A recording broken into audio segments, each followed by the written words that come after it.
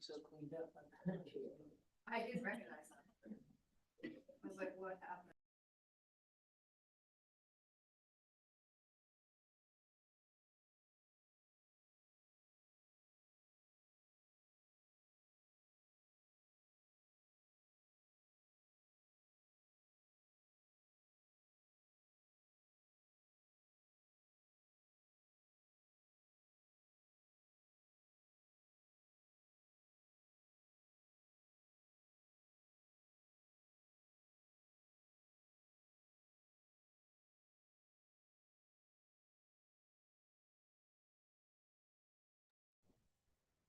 Okay, I'll call the January 28th Planning and Zoning Commission regular meeting to order. This meeting is held in person as well as via Zoom. People can dial in at 719-359-4580, webinar ID 863-8055-0264. Okay, let's start with roll call. Commissioner Howden, Here. Commissioner Gutman, Here. Commissioner Cowan, Here. Commissioner Waller. Here. Commissioner White. Here. Commissioner Connerton. Here. We have a quorum. Thank you. Any conflicts of interest for anything that's on the agenda tonight from any commissioners? Okay. Seeing none, we have three different meeting minutes, September 24th, October 22nd, December 17th. I'd like to make them, I'll let someone else make the motion, but I'd like to propose that we make a motion to approve all three at the same time. Unless, then we can have a discussion about them individually if we need to, but.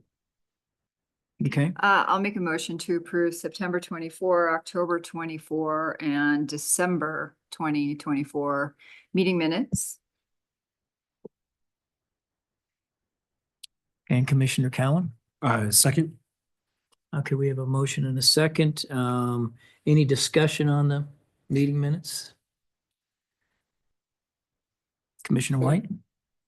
I just have a question. So I did read through the meeting minutes and I wasn't here to participate in the meeting, but I did get caught up on the video. So do I vote or do I abstain? Why don't you abstain on the minutes, Okay, but you can sit for the applications Okay. that you want to. perfect. Okay, the only comment I would have would be, I love the format. They look great. By the way they're put together, they're very easy to read, and so whomever is responsible for that, they did a great job. Team effort. I'm kind of looking around here, but thank you. I thought that was great. Any other comments? Okay, let's call a question.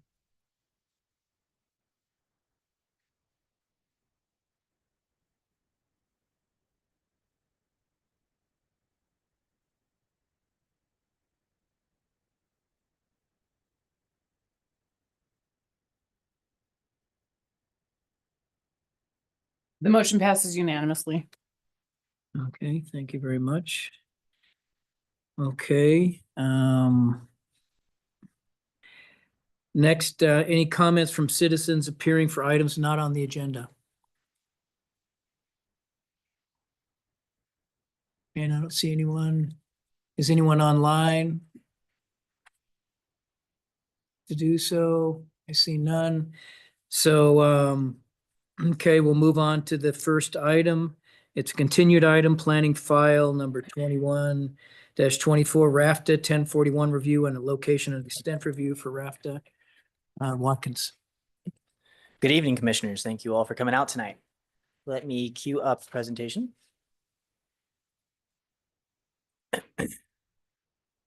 And share my screen.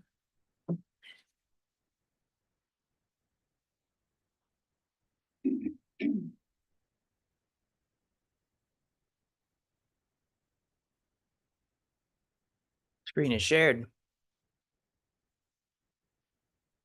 Okay, so this is a location extent review and 1041 review for a RAFTA project. This is continued from our last meeting. But the project is the same, the location is the same. We're out at near the intersection of Wolfson, the west intersection of Wolfson and Midland. What we're considering tonight is a proposal of a new transit center, a new administration building, and a new maintenance building on those sites, those 3 parcels there. So as I just mentioned, this was continued from December 17th. The reason was because at our last meeting, some questions came up about the annexation and development agreement, which is one of the controlling documents out there from when it was annexed into the city, and it has some regulations for how that site is governed, and as well as to revise the traffic report. And so both the revised traffic report has been available, and that's what's in your packet. And we have answered the questions we think about the annexation and development agreement. And I'm going to discuss both of those things in a little bit of detail in the presentation. Feel free to ask more questions if we need to. My plan tonight is to cover some of the same things that we did in the last meeting, maybe go a little bit faster, but I'm still going to try to give the full picture. And of course, if you have questions or need more detail, I can do that. Prior to RAFTA owning this parcel, it was of course the Municipal Operations Center, where the city ran some of its operations. Now that RAFTA owns it, we have several buildings that have been built for a little bit of time, and very recent buildings there. They have a maintenance facility, like a 60 bus barn, large building up there that was CO'd pretty recently. There's a fuel and wash, an older fuel and wash, and a new addition to the fuel and wash that's out there. And there's some office space out there, as well as the existing small park and ride that's there. So as I mentioned, the transit center, got a little bit of a rendering here, administration building, which is about 30,000 square feet. And then not pictured is a maintenance building that's much smaller. So where we are, if you can see this, the number 3, which is closer to the top of your screen, north is at the top, south is at the bottom here. That is the location of the transit center, the new transit center. In the middle where it says 2, that's to be the administration building. And then 1 is about where the maintenance building will be. Next, we have a larger kind of bird's eye view here, including some of the existing things that are here. If you can't read this, there's toward the bottom of your screen is the new bus storage building that holds about 60 buses. It's a very large building. The existing maintenance facility and both the new and old fuel and wash buildings are also there in the vicinity, which kind of surround the proposed maintenance building.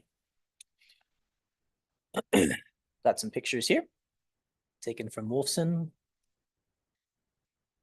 Now let's talk about what rules control here, because this is actually a bit of a complicated area.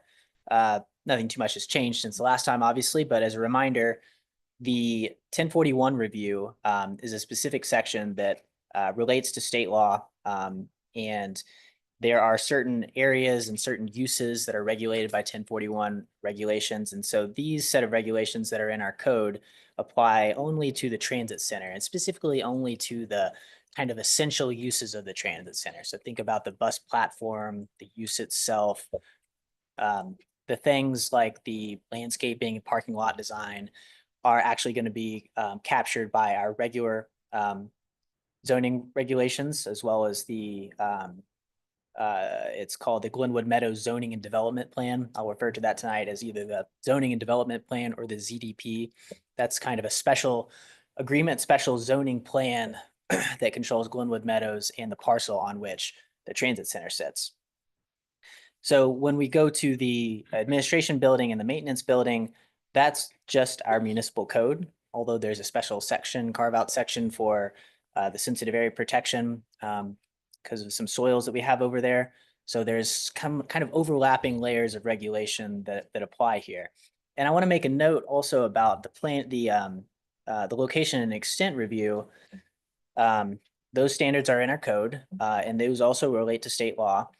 You, the Planning and Zoning Commission, have authority to grant some flexibility under location and extent review. So we might hear some more about that tonight. If you choose to, you can show some flexibility for things like parking lot landscaping and those issues that relate just to the location and extent review. So here we have a zoomed in plan of the transit center. You see the 9 new bus bays. We have a couple of planned electric bus chargers and a couple of future ones here. Slightly expanded parking area. I can refer back to this table that's in your the staff packet if you like, but this goes into some detail about some of the standards that they meet or don't meet.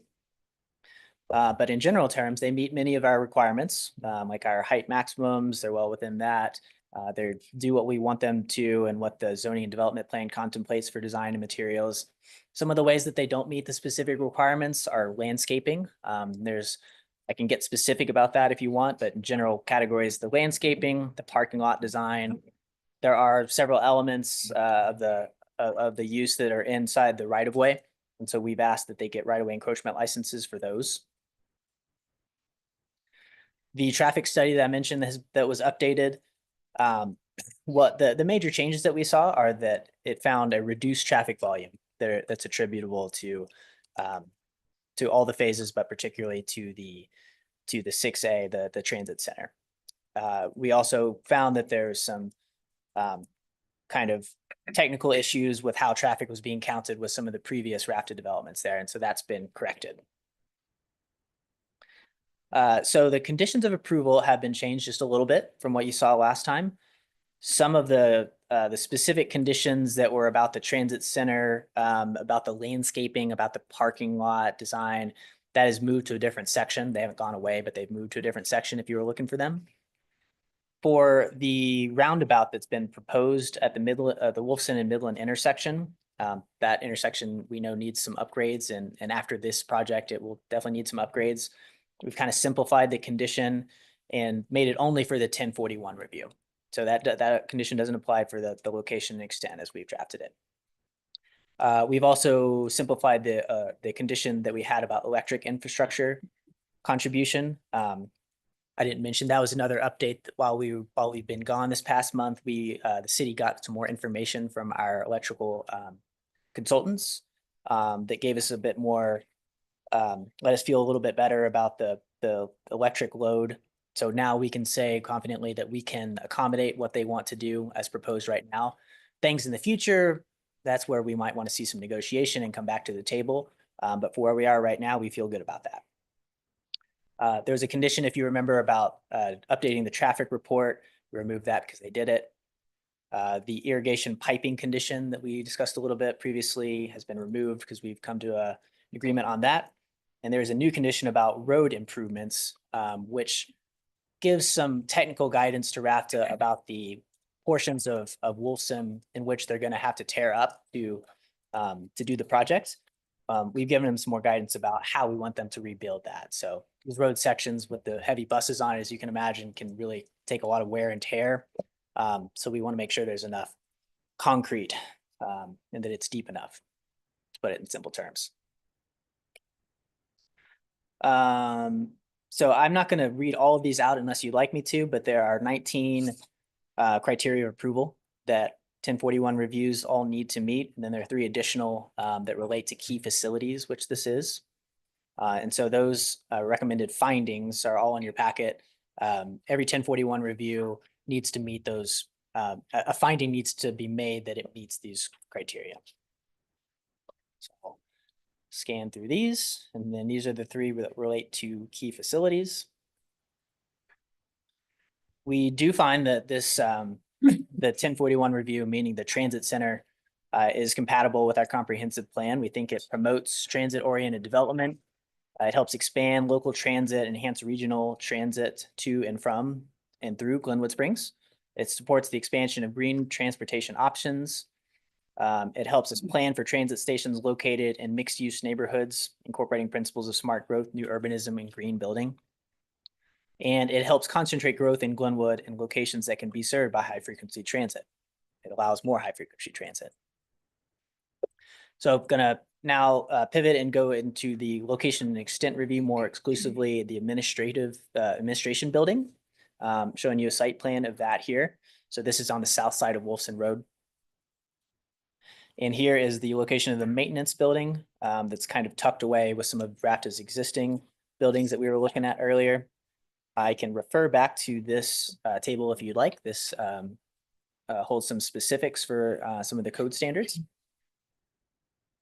again, just in general terms, this project, the location and extent for the administration and maintenance building, it meets many of our requirements.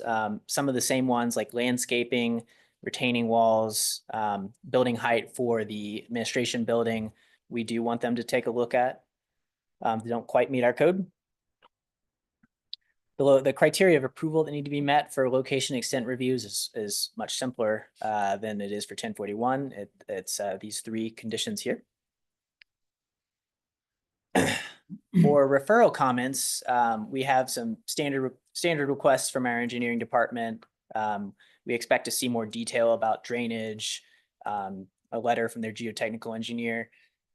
And we also want to see a contribution to the future roundabout. That's you'll see that in the conditions of approval. And Public Works has some kind of standard comments and some specific comments related to their plans, which they'll address in their next application. Fire department also has some comments. They'd like to see an additional fire hydrant that's adjacent to the administration building and a campus style fire alarm. We do find that this portion of the project also meets some of our goals in the comprehensive plan. It helps us serve as a leader in regional transportation and strengthen partnerships to pursue federal funding and regionalize non-federal funding commitments. It helps us to continue and strengthen partnerships between federal, state, municipalities to build a more robust transportation system and serve the region. RAPT is specifically named in our comprehensive plan here. It helps us to develop and implement mitigation strategies to reduce the impact of regional growth on traffic congestion, major roads, highways, and residential streets here. So some important goals. To date, I've not received any public comments.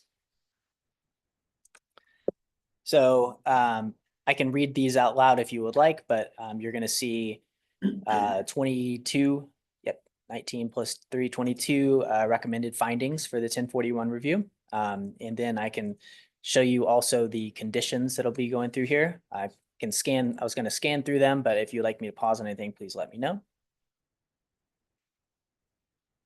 Here are the conditions of approval, which should be the same as what's in your updated packet. So that was action 1. Action 2 is the location and extent review. And we have the 3 recommended findings here that are also in your packet, and conditions of approval that we recommend that are also the same as are in your updated packet. Here's a picture, because I've just shown you a lot of slides with a lot of text. And that's all I have for you guys for now then. So I'm happy to take questions. Okay, thanks, Watkins. Okay, questions? In the commission. Commissioner Connerton. Can you just explain a little bit to me, Watkins, the conditions, why it moved from the 1041 to the location and extent on landscaping and stuff like that? You're asking why they Yeah, like moved why, from- yeah. Well, the 1041 review is about really kind of specific things that are defined in our code, and transit centers are one of them. So the essential parts of the new transit center is when you think of like the platform itself, you think of, you know, the intersection and how all that works. Things like how the parking lot's designed and how many street trees there are, you know, the number of shrubs, that doesn't really make a transit center. And so that's captured in the location and extent review. That's why we moved it over there, and it kind of is a clarity thing that's this and not that. Okay. I think that makes sense. Anything else? I have one more thing, but it flew out my brain. Okay. Commissioner. I'll come White? back. Yeah. Commissioner. So when you guys talk about the right-of-way licensing, and I'm just curious, is that something that the city is granting to RAFTA? And is that not something that needs to be voted on by the community because of that last? I mean, I think we're doing just essentially encroachment licenses, which we do on a pretty regular basis, typically on the consent agenda with council.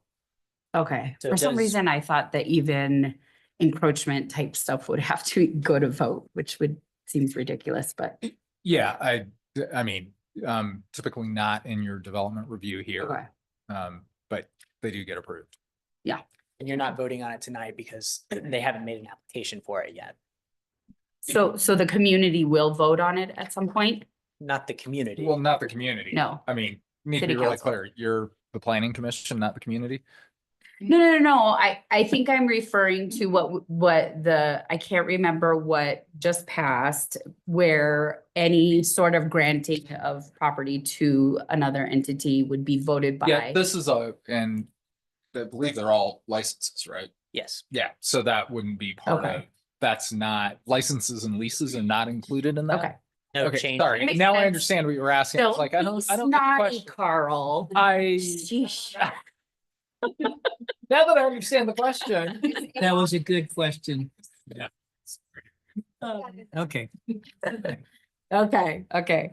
And then another question I had was, it stated in the staff report that you guys would figure out a percentage of the improvements to the roundabout. What is that percentage based off of?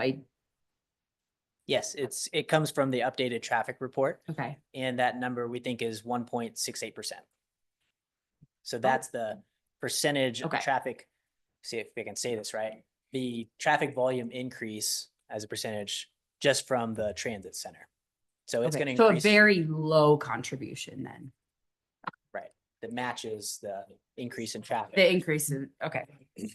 And then how long, I guess this is maybe more of an applicant, I don't know. How long are the road improvements estimated to take, and when is the project supposed to start and finish? I think that'd be a great one for the applicant. Okay, perfect. I'll save that. And then there was a comment in the staff report that you guys would figure out a way to manage the irrigation. What, did you guys have discussions about what that's gonna be? Because as I recall, it would be like removing underground irrigation, correct? Well, the irrigation line would be underground, so it'd be adding a new line Uh-huh. underneath Wolfson. Our public works department has agreed that if we can take ownership of that, so that we kind of have Mhm. control of how it works and are kind of more invested in it, then we can be more sure that we won't have problems there that we've had in other parts of the meadows when water is introduced under roads.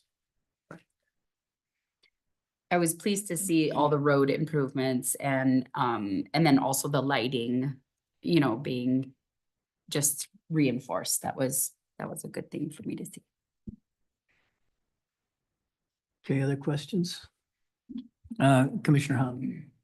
The staggering of retaining walls, 12 inches every 50 linear feet, I assume.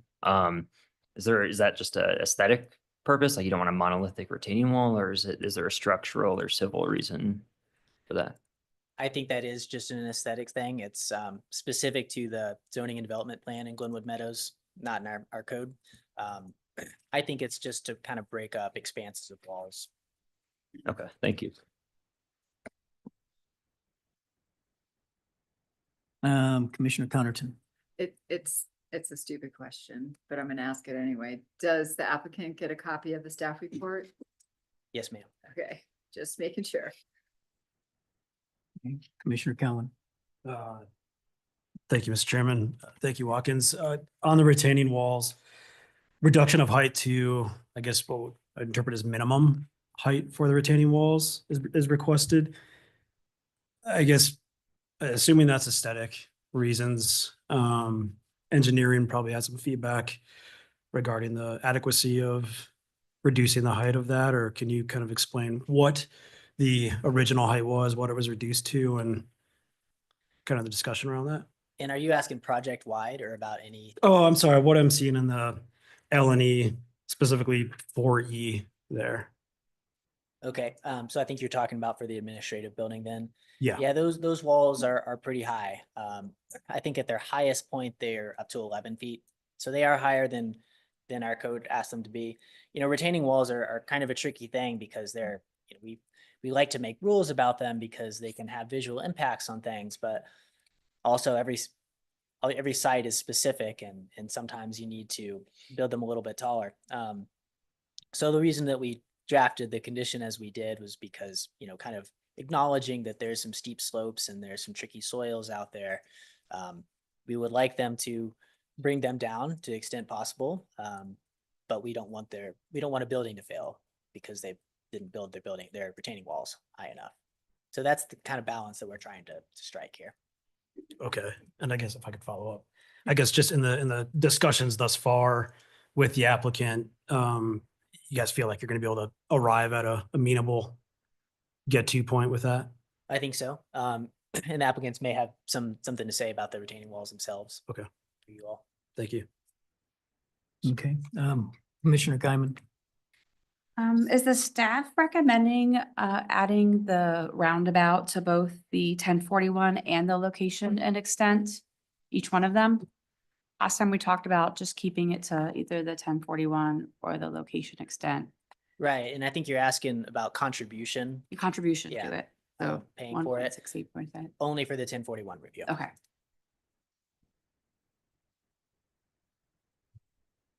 Any other questions? you I do. Okay, Commissioner White. And so what was the intent of removing it from that other, from the location and extent? We haven't historically, do you want to jump in, Sure. Carl? It really goes to where there's authority to request it. Okay, And where there is a proximate relationship. And that's really the purpose of the 1041. And as you know, with the location and extent, they are more recommendations. right. Than they are binding. So we wanted to make sure that we just had clearly delineated those things that we had authority over versus those things that were recommendations. Other questions? Okay, I have a couple questions. One is on the on the building heights. We talked maybe about that a little bit more last time. And I saw in your presentation, I kind of read about it on your new staff report. Wasn't talked about much. Is that an issue or is that? And I saw that it was in your conditions, but if you could just talk about that a little bit. Yeah. I assume you're asking about the administrative building? Yep. The others are fine. Yeah, the administration building is about 48 feet tall and the height limit there is 40 feet. However, we do have some exceptions in our code for building height. If you, for screening utility equipment, we let you go up to 45 feet. And then if it's an elevator shaft, then we let you go an additional 10 feet. So that would be up to 50 feet. My understanding is that this particular part of the building is about screening mechanical equipment, not the elevator.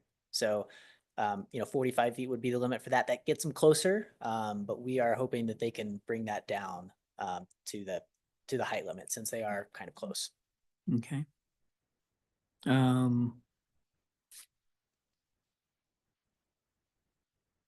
then I guess on the road improvements, which I thought the road improvements are great because the soils are so crappy up there and it's just a tough spot. So the road improvements, though, they're only where the road is being disturbed. That's correct. And that was and I thought it was good the way you talked about it, that it was when buses are stopping or making turns, and it's any kind of big vehicles. I mean, that's kind of probably a big part of the problems up there, but That's right. that's when that is. Yep. Okay, and I think, so the 1041 for us, we're just making a recommendation and then that goes to council, right? And then the location and extent, is that one that we Yeah. approve? That's your decision. Yeah. Okay.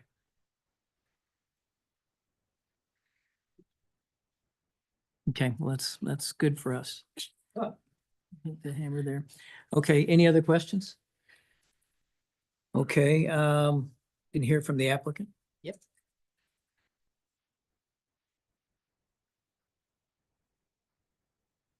You got the credit card. So yeah, is this yours? Yeah. And then the PDF that we talked about is here too, if you want to bring it up. Good evening, commissioners and staff. My name is Ben Ludlow with the Roaring Fork Transportation Authority. With me today, I have our architect of record, Alex Jock from SEH, Louis Wilshire from DHM, who is our landscape architect, and David Peasantchek, who's RAFTA Chief Operating Officer. I think I have the same presentation I did last time, but I don't know that we need to go through any of those items and take away a whole bunch of time. I think the biggest concern that came out of the last meeting was where the locations of things were. That's why I went through that presentation. So now I believe that Watkins has done a nice job explaining the locations and everything. So I think we should just kind of dive right into some of our things. And I'm going to knock out some easy ones first for you. The irrigation line underneath Wilson, that is an extension of the raw water line, which is owned by the city. And so what we are doing is to continue to use the raw water line. It'll go underneath Wilson to the new administration building. Originally, it was kind of confused of whether or not that was a lateral or just a regular old irrigation line. No, it'll be an extension of the main. So that's how we're able to handle that. Next one, right-of-way encroachments. All items in our plans. Again, the plans that you guys have seen and staff seen was a 30% set of plans that was given to you in August. We have been continuing to upgrade our plans. We're well past 50% at this point. All items within the right-of-way that would require a encroachment license has been removed. So we don't need to worry about that anymore in our current plans. I have a list in order, but I'm just going to go backwards through them all. So let's talk about the L&E for the administrative building. The building height. Building height has been corrected. It is now 39 feet. The mechanical screening is at 45 feet. So that issue is no longer a non-issue.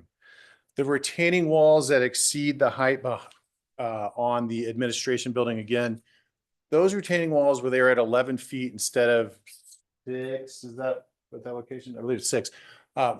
Those are behind the building. Those are screened. You're not going to see those from the right of way. Some of the other sections that run along behind the parking lot in that location, again, are screened and not visible from the right of way. We did build a new access road that goes out to the wastewater treatment plant. And when we built that road, it also accesses our limited maintenance facility. We're building into that hillside. So we need to have as much retaining there as we can. And it's a tight site. And so we want the flexibility to be at the 11 feet as we've shown. That is kind of it on L&E for 6B. I'm going to jump into, I have 5 more things. The staff report, staff recommends flexibility for parking in the 1041 section, specifically the GMZDP, formerly known as the GMADA design guidelines, specifically states, I think it's, I say specifically, I might say it wrong, but I believe every 8 spaces needs to be a landscape island. City has gone away from those requirements in their code amendment, I believe it was in 2018. We are requesting flexibility on that. By the way, thank you, Hannah, for reminding me. If I say the word variance, please slap me. I'm trying to say flexibility, not variance.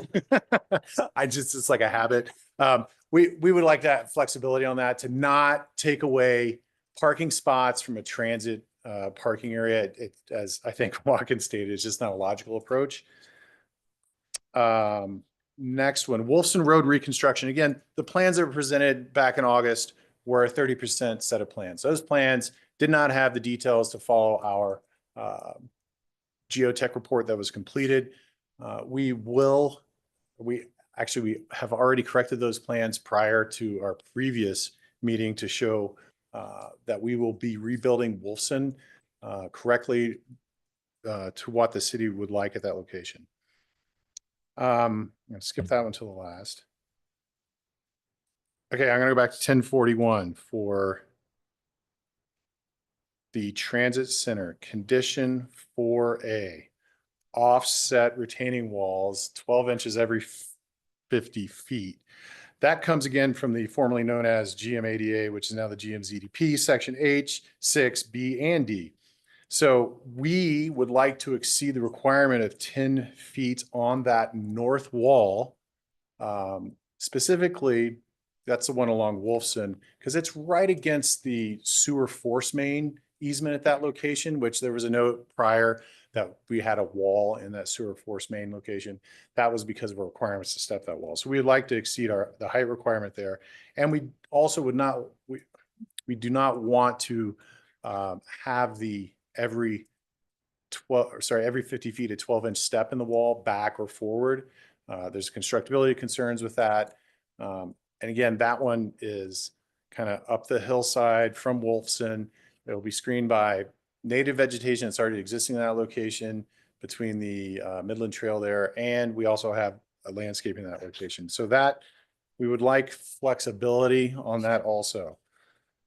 And this one's a fun one. And can we have a panelist or whatever from? Yes. Okay.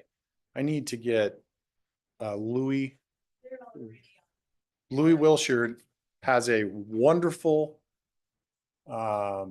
exhibit to show you specific to street trees. So at the Transit Center, which is phase 6A under our, again, GMZDP section H3D states that there should be street trees every 40 feet.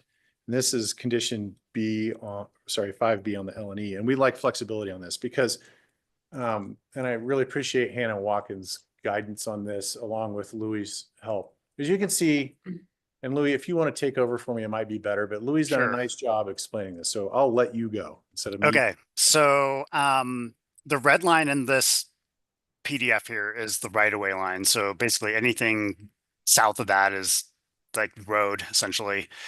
And the constraints we have for the project are we have this clear vision area at the driveway. So we can't plant any trees within that like sort of hatched area, the gray area.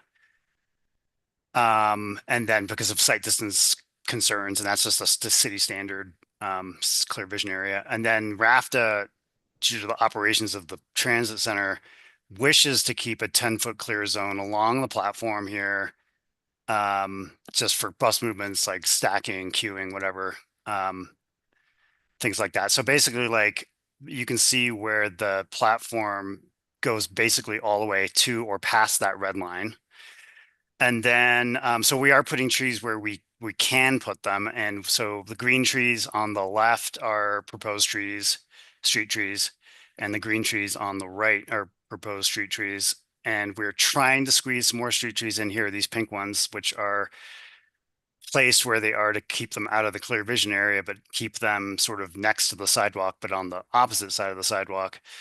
So that is the reason why we can't meet the technical definition of street trees along this frontage, because we simply don't have the room to put them. But I will note also that we do have a lot of trees just past that line on the platform, but they don't meet the code definition of street trees, which would need to be kind of in this planting strip between the sidewalk and the road, as these green ones are. So that is the situation with street trees. I can answer any questions. And I also want to talk about briefly the walls down here that Ben was talking about earlier from Midland.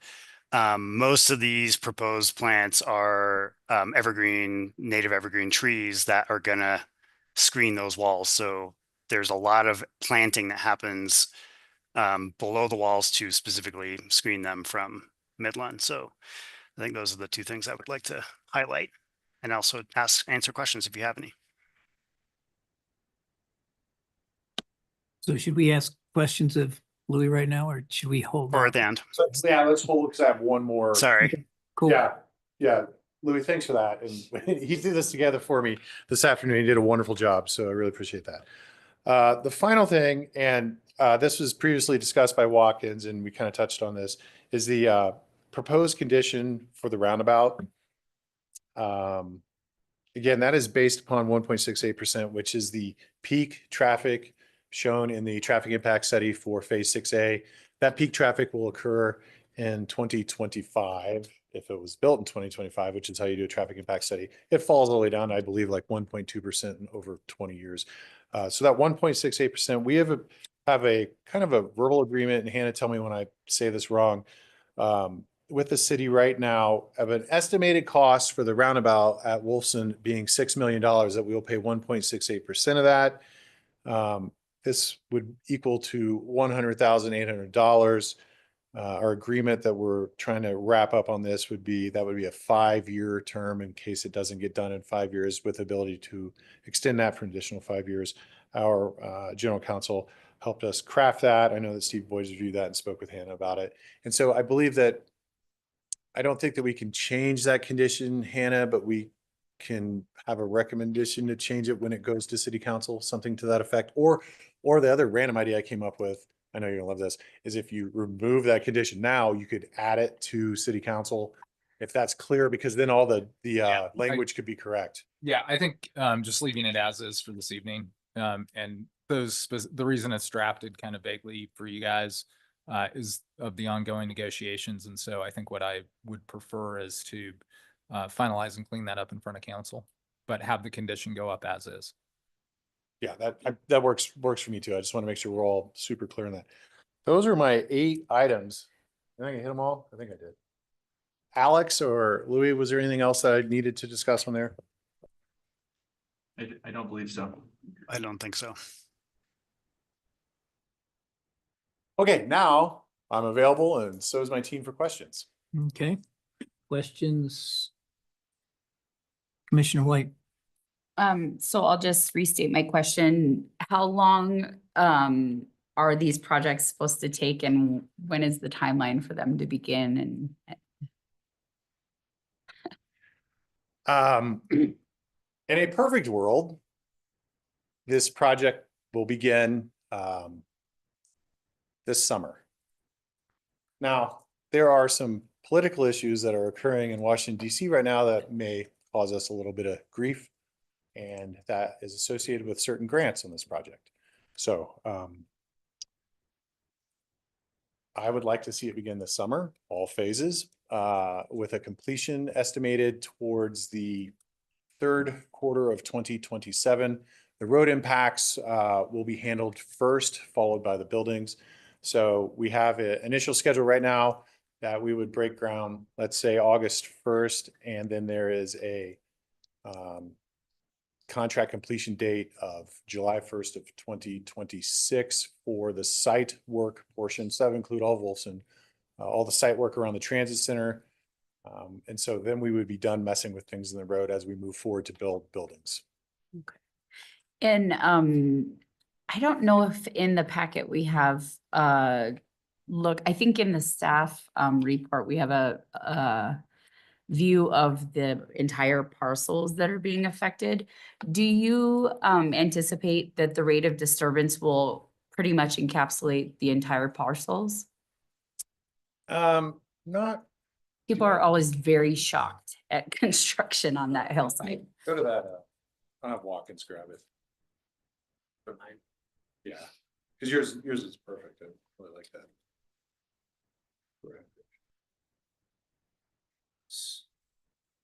You know, while you're looking for that, I'll just kind of add on that. I know I've seen in the past, architects have had areas of disturbance for construction. I don't know if the architect would, if Louis, I don't know, is Louis the architect, but I think he's the I mean, because, I mean, right now we're living through that with up above lows. Yeah, the plans specifically call out the limits of disturbance in there. On that, the previous plan, I believe, shows the limits of disturbance. So It was actually the blue area on the previous plan you had up, but we do have it indicated on the drawings as well. So it's the dark gray, if you will, you can see for the transit center there on the north, and then around the 6B as well. And then you can see some dark gray around phase 8 as well.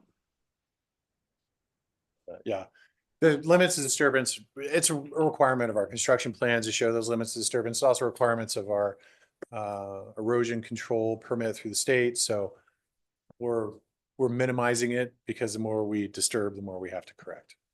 So our limits of disturbance at the transit center is really shown here, actually fairly well. And then 6B, you can kind of see the location of that. Phase 8, the disturbance is out of sight, hidden behind a building that no one will see. So I'm just gonna kind of piggyback on that. So are you doing it sequentially, all in parallel, your construction? Yes. So will your disturbance, you know what I'm asking? Yeah, so we will be doing the transit center site and the administrative center site at the same time.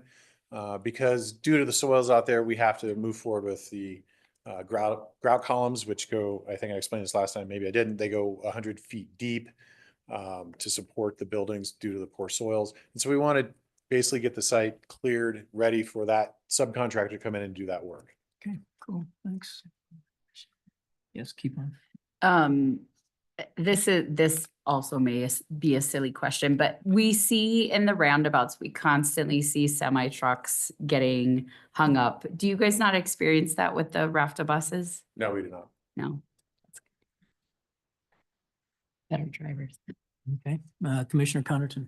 I have a question. How is, once you start all this, how's it gonna affect like the Mustang? Oh, how is this gonna affect the Mustang and, you know, people who are trying to get on it there and stuff? Are you gonna have to move any of your services? Yeah, we'll have temporary services set up. We're gonna work on that in the future here over the next few months for a temporary location to be set up over by the Meadows stop. 'Cause I know everybody takes the Mustang. Yes. That's it. Commissioner Gowan. I just have one small question about one of the things that you talked about that we had flexibility with, which is the parking lot. I feel like last time we talked about how there were not going to be trees because that would affect the soils. And then not having the, what is it, every 8 spots. So is it just going to be a big giant parking lot? What's the- Louis, can you share that screen again? I'll stop sharing somehow. No, you do it. I don't have Yeah, I these. need someone to, there we go. Sorry, I'm That's fine. not Zoom trained. I mean, we do have some trees in the parking lot, but they're in these bigger kind of planting areas that aren't just parking space size. So that should mitigate that. I think if we start putting little beds in here, which are parking space size, they're gonna be problematic. Because Yeah, so it's their root not zones just- are a lot smaller and everything. Yeah, it's not just a Water. large, wide open parking lot. You can see there's parking islands. Actually, those parking island locations that are shown right there, they're not actually parking islands, those are stairways, because that's a tiered site. And so when you're in the lower parking lot, you got to walk up the stairs, cross the next parking lot, then up the stairs again. So I think there's 3 trees shown in that location. So, and then the tree shown at the end of the parking is to follow what the city recommendation is from the code in 2018 adjustment. So are all the circles plant like potted trees? Is that what you're saying? Yeah, those circles are trees. Okay. But again, our goal here is asking for flexibility is to not have a landscape island every 8 spaces to take away parking at that location. And it was recommended by staff also. Yeah. That's great.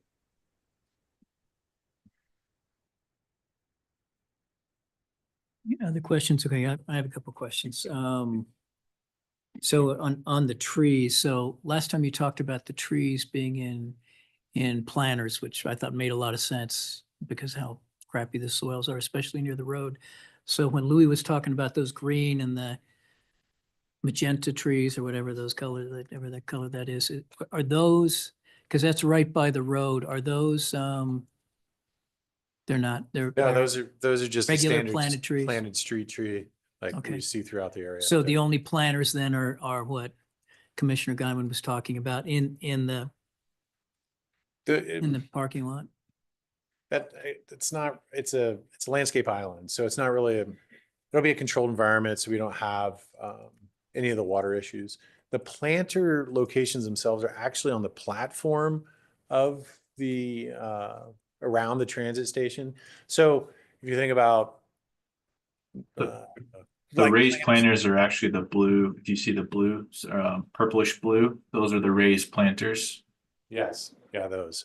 And That's so really- either they're within raised planters, and if they're not trees, they're other native grasses and plantings. And or they're in, you can kind of see the square boxes or within each of the trees. They're within dedicated tree wells, if you will. Okay. Similar to like the street trees here along Yeah, yeah. the street. And then on the parking, you're just, when you're talking about tiered, so is it lowest at the transit center and then it steps up above to 3 tiers? Is that how that is? It's actually the opposite, the furthest Steps north. down. Yeah, the furthest north lot, they're roughly about 5 to 6 feet of grade change between parking level and then up to the platform, Okay, give or take. And so you'll Okay. have a rather, kind of articulated step down to follow kind of the existing grade, if you will. okay, thanks. Yeah, just going down the hill from Yep, Wolfson yep, to yep. Midland. You have a question? I just keep coming up with them. Okay. Commissioner White. So going back to the contribution for the roundabout, and I know you guys are still in negotiations, but was the initial intent for us to get the 1.2%? Or, I think at this point, it's just, it's just a negotiated amount between the city and RAFTA. And okay, I think that's really a kind of a council, okay, kind of a city manager, executive director, or council kind of conversation about the final numbers. right. I'm just wondering if that was our original hope, was that amount? Well, I don't know about hope. I think we view that as the impact on the roundabout. And Right. so it appears to be the right amount. Right, so our so- intention was that amount? Yeah, it was to, just a pro rata share based on Okay. the impact. Okay, and then, it sounded like we were hard on the electrical upgrades being included, and now we've backed off from. If I can, I think a lot of that had to do with, it's a matter of timing, right? So, as Ben could explain, the impacts that are going to occur that we're really talking about today are very minimal on the electric system. What we were looking at is the kind of the build out of the whole system. And if, and particularly with the grant cycle and everything that's going on right now, who knows what that'll look like. That's why the condition is just about future impacts. We'll need to issue a can and will serve letter so that we understand at that point where we're at on loading on that substation, all those kind of things, which is not germane to this application. Right, and I understand that. My question was going to be that at that time, when they need to make those improvements, then they would come back and request. Yeah, we're gonna have we to would have that have a condition. discussion because we just simply don't know where the system loading will be at that point. Right. Thanks. I'll actually take a moment to clarify a little bit of the can and will serve letter and how that works. So Mhm. when they have future demands on any of the services, applicants come in and request a can and will serve letter through our Public Works Department. Our Public Works Director analyzes that with what they're requesting and looks at our loads and capacities for the different utilities that we have, and then issues them a letter saying, yes, we can accommodate what you're proposing in this manner, or if they exceed what we can do, then there's, conditions and further negotiations that would happen at that time. So we've made Got it it. clear with RAFTA what they're doing now. The city can accommodate future plans that were included and talked about. That will be something to happen at that time. Okay, perfect. Okay. I have a couple other questions. So one is on Wolfson Road. So, and I think what I heard you say, Ben, and when I look at this at Wolfson Road right here running through there, so are you guys redoing all of Wolfson, not all of Wolfson Road, but this section right here that your buses are running in or what section is being redone to the? Louis, either you or Alex, can you share the plan that shows the portions of Wolfson Road that we will be rebuilding?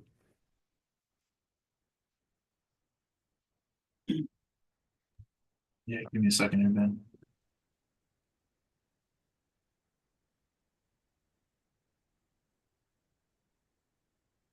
So, a major portion, I'm trying to find the right drawing.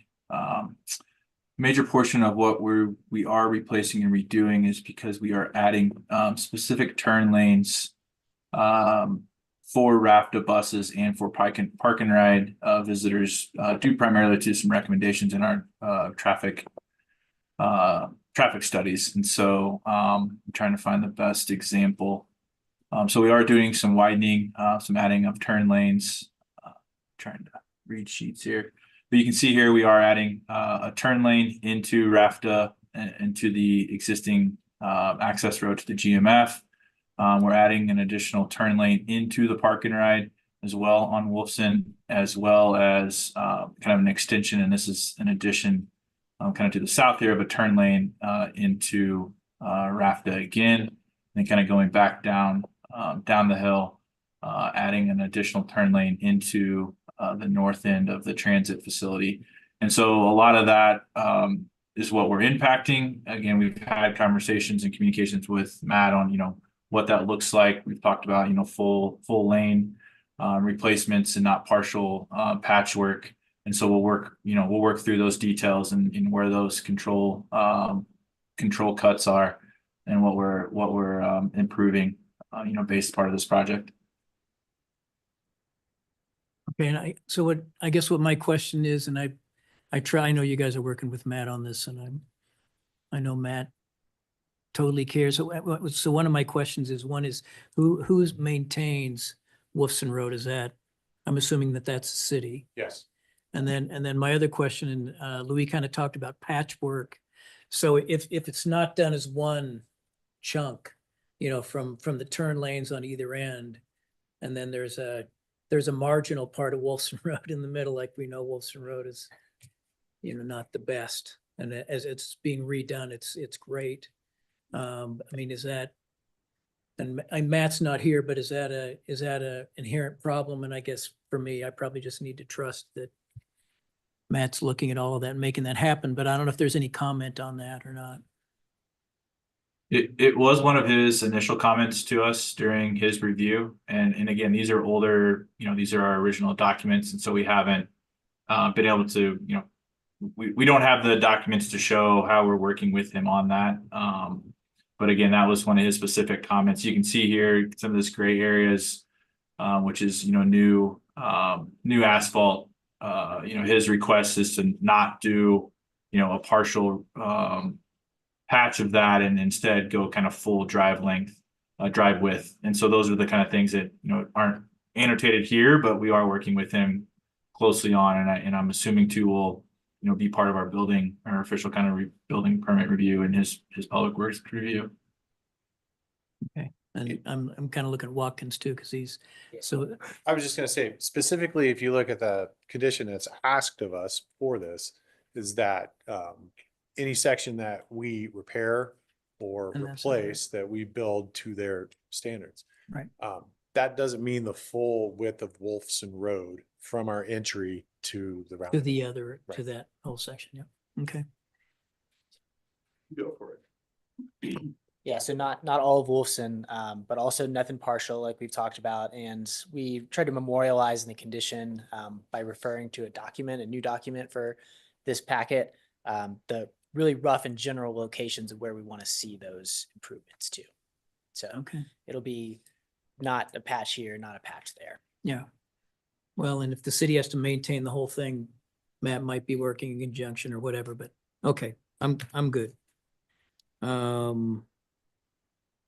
So, and last time we talked on the lighting, you kind of mentioned that you have, I'm trying to think of the right word, lighting that reduces its intensity if no one's there, and then it increases to, I mean, that's something that's already part of your electrical package for the Yes, parking lot lights? yes.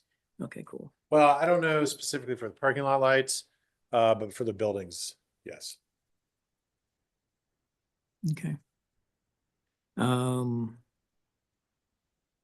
So here's, I'll throw this one out here. So from the staff report and what Watkins presented, or you guys are pretty much in. I mean, it sounded like as you went through the conditions that you were pretty much in agreement with the conditions that Watkins had on there. Is that correct? Yes, and I just noted a few things that we asked for some flexibility on. Right. And, the retaining wall. That's a good steps, word, and- heights, And those made sense. Okay, cool. Any other questions? Okay, thank you very much, Ben. Okay, do we have anyone here from the public? And I'm assuming not, because Watkins has seen nothing, but is anyone online? Okay, then I guess this comes back to the commission for a motion.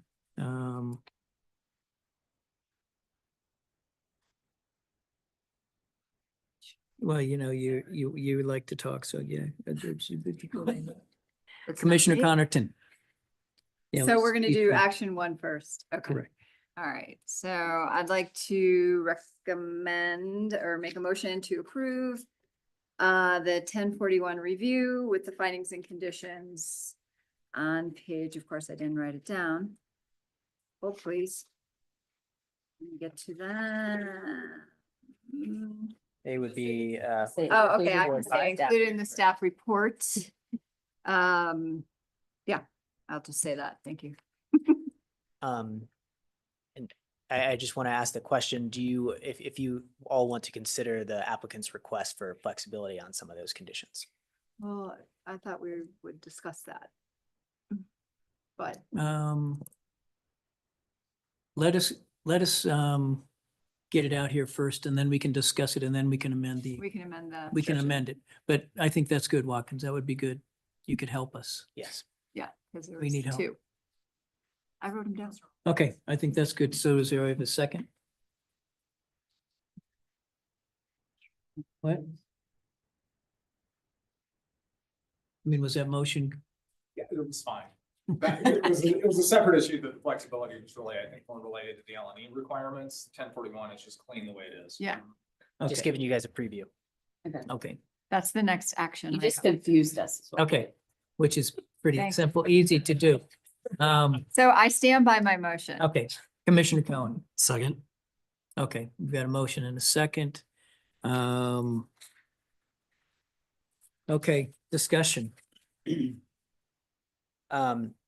May I? Yes, you may, Watkins. One item that the applicant did ask for was about the offsets and the retaining walls. And so that is still that is 4A of the condition in 1040, in the 1041. And I think that's something that it could be moved to the location and extent review portion of it. So I think if you wanted to remove that from this motion, I think that would work. Okay. Commissioner Connerton. So can I amend the motion on the 1041 review to remove entirely, and that's number 4? 4A. 4A, to remove number 4A, and we can move that to the extent. Location and extent, right? Okay, so that's my amendment to my So- motion. Commissioner Cowan, are you amenable to that? I second. I'm hearing also that maybe 4K is potentially implicated in that. Or 4K might be in the, I think you might be looking that's at L and the E. previous. Okay. I'm sorry, that's a 1041 that I'm looking at. 4K. Are you looking at the old ones? I think you're looking at the old one. Oh, am I? Oh, look at Here's the me. new one. December 17th. Okay. Apologize for that. I second that. Okay, so we have an amended motion dropping 4A. Yeah. I know I would have been fine with 4A as it is anyway. I mean, I'm okay with the retaining wall. I trust that it'll be done correctly. Something you have to do. Other comments? Yeah, and this is where the roundabout's in there, and this is what's being negotiated with council and all of that, so I think that's good.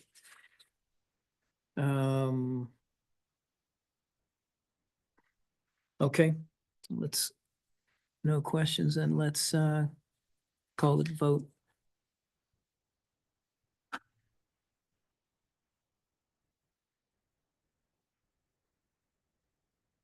The motion passes unanimously. Okay, thank you very much. Okay, another motion. Commissioner Connerton?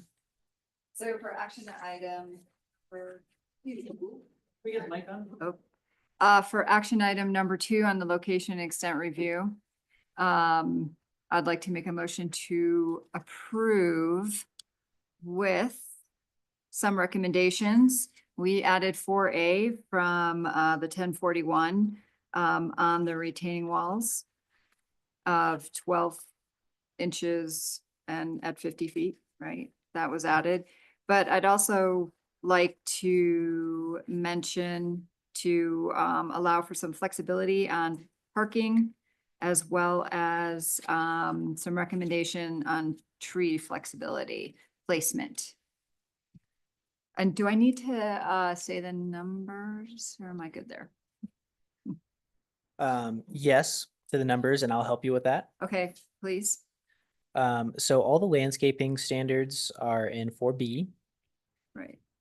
and I think we should be specific about which which portions we want to show flexibility for. So street trees, we can do that. Is that all? There The- was one more that I cannot recall. Oh, what? Parking lot landscape. I said that already, I think. Yeah, that's in 4B, I think. Yeah. What was the other Yeah, what was flexibility? the they other were one? asking for? But sorry, I was just talking with Ben for clarity. So the street trees, I think what we're talking all about here is on the transit center parcel. Yeah. Yeah. Because they're not requesting for the other. And the other item, you were just asking what that was. I'm going to give you it's going to be 5B. And that's That's the parking. parking. Yeah, 5B. Okay. That's the transit center. Yes. Yes, And which is also the the other transit one's the center, admin building. more flexibility on the parking to not have to have an island in between each spot. okay, we'll Okay. reflect that, and that's in 5B. Mhm. Now what we did before was move the condition of 4A from the 1041 about the wall offsets and the retaining wall. We kind of moved that to here. Just again, the applicants have requested to remove that, so that needs specific mentioning if that's P and Z's intent. And that's actually shown in 5A. It's not 4A. But 5A from the location and Oh, extent Okay, yeah, section. okay. So 4A removal. 4A we removed in 5A. 5A Flex. kind of repeats it. So if you want to give them that flexibility, then you want to remove 5A. Okay. of So this action. Watkins, there's retaining walls for the administration building, or Yeah. those are, so 4E as well as 5A? They have requested that, yes, sir. So 4E and 5A removal. Correct. So hopefully my motion isn't getting muddied into the land of muddy. So 4E, 5A removed And I think you then- said 4B also, and 4B, at least specifically to the tree, street tree requirement. right, street tree. Read that back for you. And then 5B Can, as hold well. on, can, There's 2 under the administration building and 2 under the. I'll take the liberty since I'm Thank writing the you. minutes as we're Okay, going along. Good. good, thank you, Jesus. I'm multitasking and talented.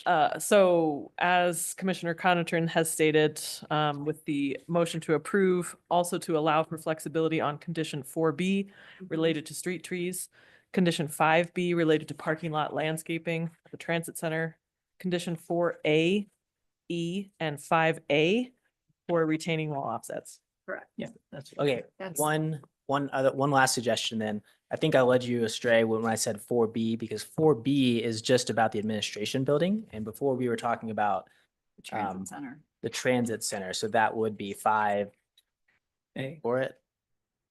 5B, Yeah. which you said already. which is what Hannah just said. Hannah just said it. So we're not, good. not, Well done, just for Hannah. clarity, but not. Yeah, Hannah got it. You're queen. Okay, that is my motion. Well done. Okay, Commissioner Guyman. Question, my, Now let's before we have a I know- question, we I need know, to have a but- second. well, I just want, okay.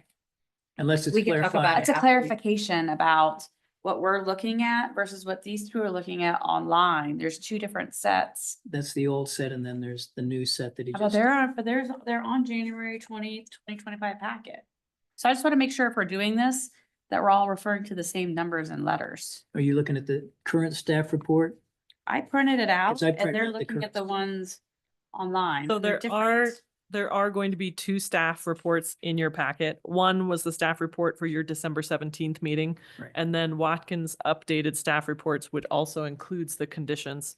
So it might look like there's a double conflicting set, but one is the updated one for today.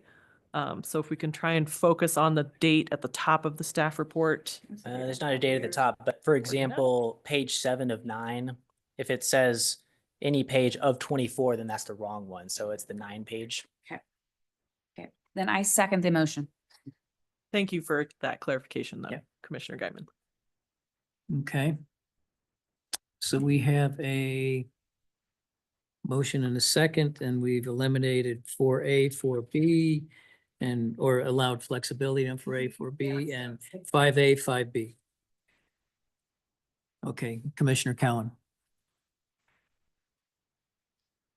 Thank you. I guess just clarification on that point as it relates to the retaining walls. We're also speaking of the height requirement as well, having flexibility there, not just the offsets. I believe that's correct. Okay, so we're both those things. Okay, thank you. Commissioner White. And remind me, the offsets were, the intention of that was aesthetics, not any sort of safety. Yeah. Yep.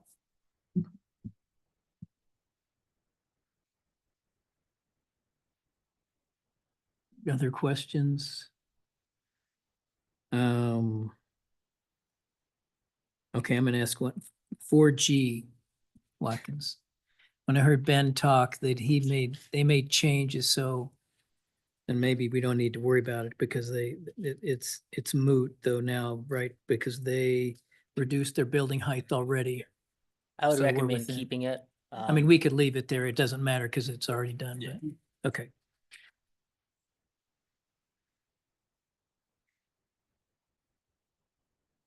Any other questions? I guess one other comment I would have, I'd like to thank the city and RAFTA for working together on this. It's made it so much better for us, so we really appreciate it, and we appreciate RAFTA and the city for working together to make this go, so, because it's a great project, so. I know that's like a little editorial I'm throwing in there, but I think that's the purpose of this point. yeah, but anyway, that was so. Thank you both very much. I mean, okay, we'll call the question.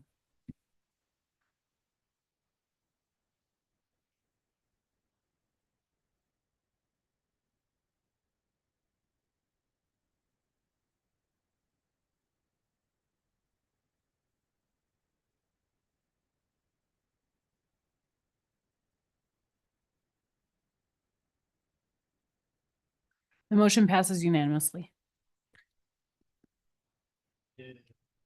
Yay. Thank you all very much. Chair good? Waller, Okay, Chair Waller, if I ask for a quick bathroom break. yes, we'll take, is 5 minutes good enough? Yeah, we'll do a 5-minute break. So 7:20.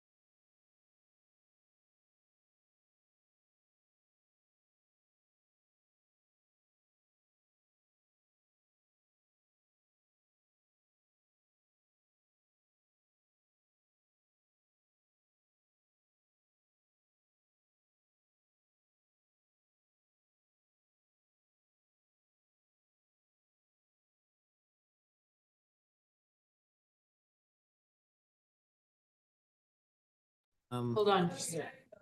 Nope. Now we're good? Okay, Hannah, are you? Let me see, where am I? Okay, the next item is a new item, discussion of fire prevention requirements in single-family homes. Good evening, Commission. Hannah Klausman, Community Development Director. This item is a discussion item and not an action item for you guys as Planning and Zoning Commission.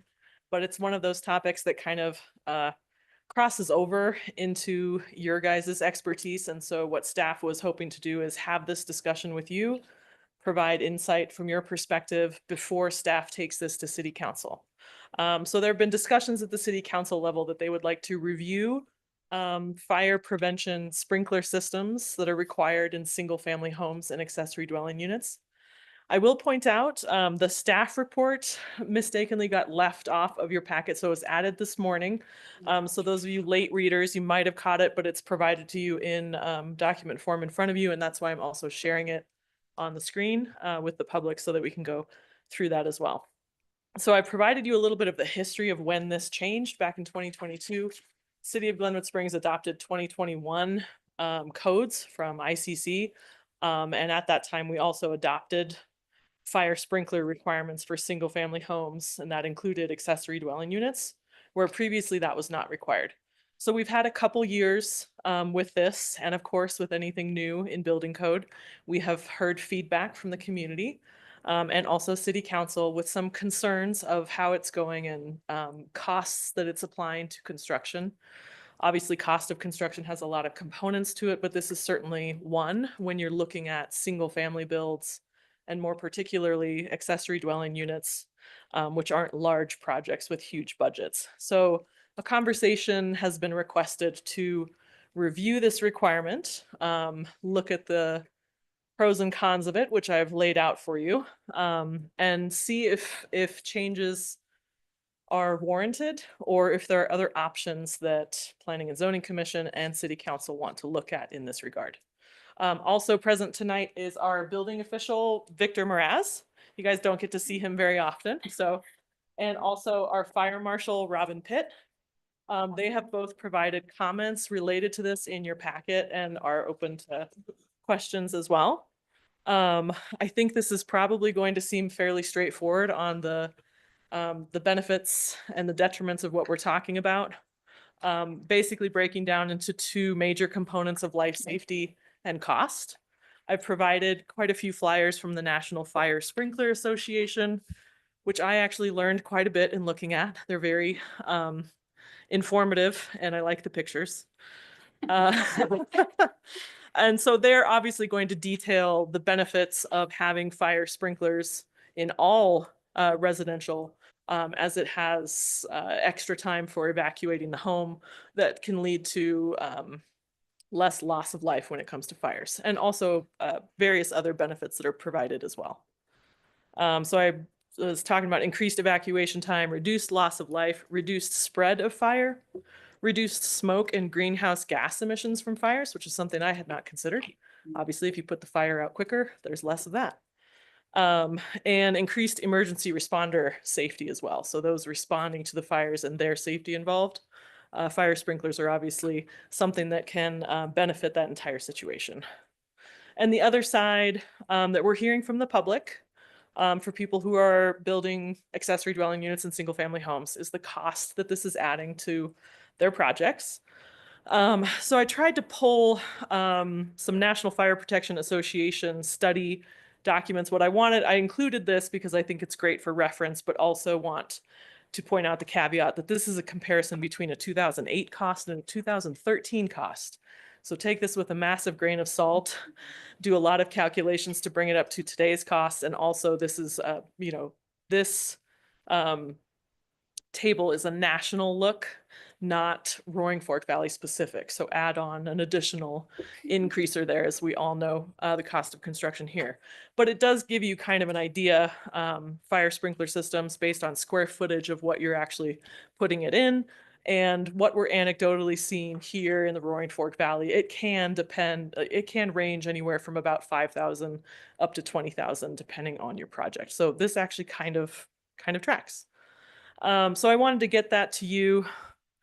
Obviously, project costs, there's a lot that goes into it. And this might be it might look like a small component, but it is something that's been added. So that's the feedback that we're getting. And just trying to address it and make sure that our regulations are where we all want them to be, with priorities as we see them. The other thing I point out in your staff report, in addition to the fire sprinkler system itself, as far as costs go, we have experienced some situations where a water line will need to be upgraded to accommodate the additional water flow for that project with the fire sprinkler. One project, which is a single family home, quite large, that also had a fire sprinkler, they needed to update their water line. That was a much larger expense when that occurred. Obviously, that's construction that goes in to connect to the city's main line and then make that connection to the house.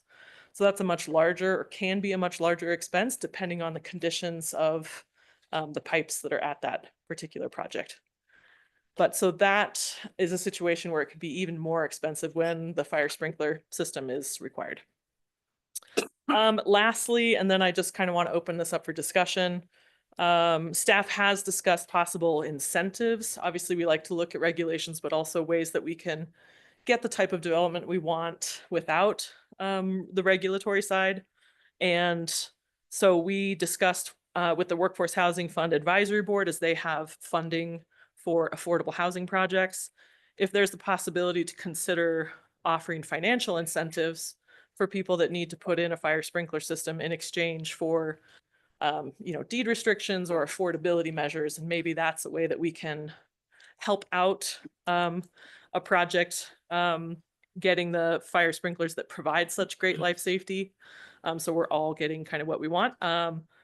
And then, the fire department, and Robin can speak to this if you guys have questions, they actually have a $350 fee for inspection and design, reviewing the design of sprinkler systems. So we have a couple items that we could possibly look to for discussing financial incentives. That is discussions that are in their infancy. So I'll only say that we have broached the topic, but that would need to go through a recommendation from those commissions and then city council approval as well.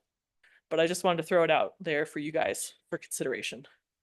So with that, we have building official and fire marshal comments. I'm sure, unsurprisingly, you can see that both of those departments within the city don't necessarily recommend removing these regulations for the items that I pointed out, and they also include in their comments. So happy to answer questions from you guys and also allow them a chance to speak if you have questions from them.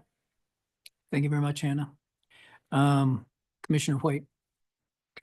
So this only applies to new construction. It doesn't kick into gear for like remodels or anyone obtaining a permit for existing space that's going to get remodeled. Is that correct? That's correct. Okay. If it's within the footprint and not new, Okay. then no, it does not apply. Okay. I'm just going to ask a follow-up question on that. Sorry, guys, but so if they're doing a detached ADU. I can This read is that, Victor Moraz again, our building official, who can speak more to those regulations in the code. Yeah, good afternoon. Yes, on your question, yeah, if you're doing an ADU and brand new, then you need to sprinkle it. So even if it's on an existing, let's say you've got a Yes, let's say you got a lot 4,000 and you square got foot some house and you space. have like a 200 square foot ADU, you'd need to sprinkle you need to 200 sprinkle, square yes. foot. But that smaller footprint could be done, with the same water line that you have in the house. It's a small system. It won't take that much. But you need to sprinkle that. Yes, sir. Okay. Thank you. That was one of my, okay. Commissioner Houghton. Is the city on a 3-year cycle or a 6-year cycle for the I codes? Excuse me? Is the city on a 3-year cycle or a 6-year cycle for the I codes? Do you adopt a new building code every 3 years or every 6? It's every 3 years. Every 3 years. We So- adopted on 2022. It was from 2021. Okay, so the fire sprinkler system was put into International Code Council in 2009. Okay, so we just, So I guess my question is what changed between the 2018 cycle and the 2021 cycle? Like what? If I can, I think part of it is that up until this last adoption cycle, the city had always had a local amendment to exempt single-family residences. So that was why this is, in this cycle, this has become the conversation. I understand that. My question was, why was that introduced in the 2021 cycle, whereas it wasn't previously? So I will say, you know, I was here and Victor and Jen Uten, who was ComDev director at the time, worked very hard on that cycle and updating, and it was a very robust back and forth discussion on removing that exemption. And it came down to the prioritizing life safety at that time. And as we do with things when we adopt them, after a couple of years of trying it out, we get some feedback and we come back and we look at it again. So I think that's and Carl, if you were there. I think the other reason really was just a recognition we'd been through several pretty big fire cycles in town from a wildfire standpoint. And so it was really on everybody's mind. We were at the same time talking about evacuation plans. How do we manage that, particularly in West Glenwood? You've heard what we call the A-line, the access line breaks that are now available on I-70. All of that was kind of going on at the same time. And so I think it was top of mind for everybody around life, health, safety, probably more so than anything. I would just add NFPA 13 probably would not help much in a wildfire situation. It's an egress standard, really. It's not meant for structure protection. That's speculative, I suppose. I won't state that factually. Yeah, no, absolutely. But it does go to people, kind of the emotional content of what's important and what's not, and how does that work, and when does it work, and all of those things. You're right. It's not going to keep the house, it's not going to keep it, it's not going to protect it when it's moving through like the coal seam fire, something like that when it hit West Glenwood. But I do think those life, health, safety in general was probably more top of mind at that particular moment than perhaps even 5 years before that or 10 years before that. I have a lot more thoughts on this, but I'll let someone else chime in first. No, John, you have the floor. Okay. And John, excuse me, Commissioner Houghton, all that I would ask is that you guys tend to speak in a little bit of jargony terms. So for the rest of us, if you could give us layman's terms on what you're describing from building codes, that would be helpful. So NFPA 13 is the standard that says how you're supposed to build a sprinkler system for a residence. That's what I was referencing earlier. One thing I'd like to note, this is one way that Glenwood Springs tangibly makes housing more expensive in Glenwood Springs. In the region, Carbondale, Basalt, Eagle County, Grand Junction, Denver, Rifle, Newcastle, Silt, Gypsum, and Parachute have all deleted this. Or I shouldn't say deleted, but have locally amended it either to apply to a larger home only. I think Carbondale has it for unprotected floors. So there are measures you can take to protect your floor. Then you won't have to install a sprinkler system. My observation is, at least in the lived in lights on communities, were an aberration in the region. Okay. Any other questions or comments you got, John? What kind of tap sizes do we normally see for a NFPA 13 system? How does that affect the tap size? Tap sizes. Good evening, Commissioner. It's Ron Pitt here. So looking at smaller size places, especially around our districts, because we have good water supply and we have good, pressure and gallonges behind that, we can get away with either the 3/4 inch tap, or we have to look at that maybe the 1 inch tap, depending on the size of the structure. Okay. I will say the city just adopted a new fee structure for water, which does include tap size. So a larger tap is more expensive regardless of how much you use that water. So that's an ongoing expense for a homeowner if they have to upgrade a tap size. And I'll just kind of throw a comment in there. I know I built one of Colorado in 2008, and I had to do a 2-inch line for it was a fourplex, but they were like 300 square foot units. So small units. So I'm that's just some history that I have for a tap line that I had to build for mine. So anyway, All right, just. And then I just want to add as well, there is an option for that standalone system. So you can, if a smaller unit, you know, if you want to put in a tank and a pump, there is that is available, but it does add to the cost, obviously, of the system, which we're talking about this evening, try and keep that cost down. I hate to keep rambling on, but another thing to think about is that our projects down valley are competing with projects up valley for work. So there are projects up valley, 12,000, 15,000 square foot houses that one of these fire suppression companies can work weeks on. An ADU may not even pencil compared to that, you know, trying to find someone to, you would know better than I do, but I would guess it may be difficult to find someone to do a smaller project, especially because a sprinkler fitter is a DOLA license, I believe.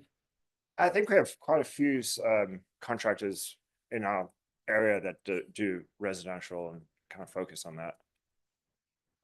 Okay. I would just close with, I think modern construction techniques have made, and modern is all relative, but we're not, you know, running cloth wrapped wire through our houses anymore. We have smoke alarms, combination smoke alarms. I think they've largely made homes, well, they have made homes safer, and I think the fire sprinkler requirement is a little redundant personally. So my counter to that is, although our building measures are a lot better these days, what we're putting inside of our house is not any safer. Everything we're putting in has a lot more flammable components to it. And so we're seeing our fires grow in propensity, they grow a lot faster. To the point where people are getting trapped, even with early detection through a smoke detector. And so we're seeing that, you know, fire sprinklers do save lives. And unfortunately, if you look at statistics, we are still losing the majority of the people in residential fires in this country. okay. Commissioner Cowan. Thank you. And thank you, John. Appreciate that. Yeah, I guess just kind of going back to the triggers. So we're talking new detached, correct? That's So correct. significant remodel, No, taking down the studs. if it's attached to your house, it's not required to be sprinkled. Okay. As long as it's attached. So if I want to say convert my basement into an ADU, is that No, because it's at your house. okay? It's a existing Okay, house. that was something I need to Okay. clarify on. Okay. And then the tap question, and I imagine you're probably talking as a, like I said, this is a new house, so it doesn't matter. I guess I'm looking at my neighborhood right now. All of the neighborhoods that are getting the utility street revamp, right? Just in Red Mountain, moving around, bouncing around. Are those lines, those taps being replaced with, you know, a diameter being pressurized to an extent that this could be something that could be included in construction up there? So what's being updated with some of our infrastructure projects is city lines, but not necessarily the lines to the house Right. itself, which is owned and maintained by the property owner. Right. But the city is updating its own utility infrastructure under the streets. Yes. Correct. Yeah. So the blue, the tap that I see in my driveway, that is essentially future proof at this point for what kind of pressurization needs I may need. Okay. I don't like to speak for Matt Langhorst, but yes. Okay.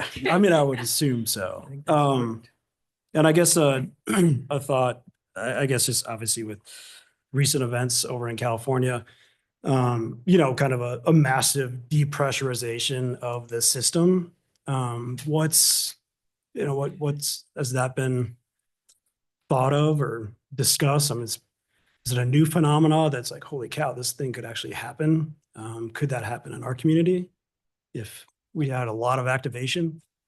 So what we're seeing in California and what we saw in Boulder a couple of years ago is kind of a new type of fire that we're kind of combating. It's no longer this wildland urban interface fire that we're seeing.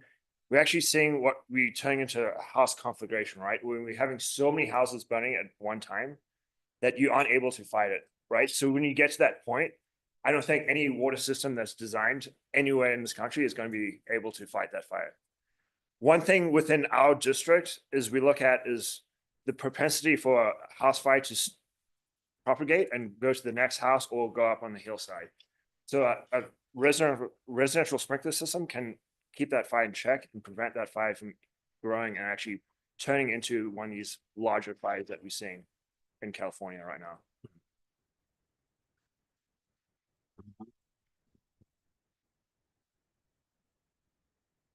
Okay, I guess this is maybe a little, it's tangentially related, I guess, but there are other wildfire or fire mitigation that goes into, approval plans, types of material, vegetation, landscaping around it.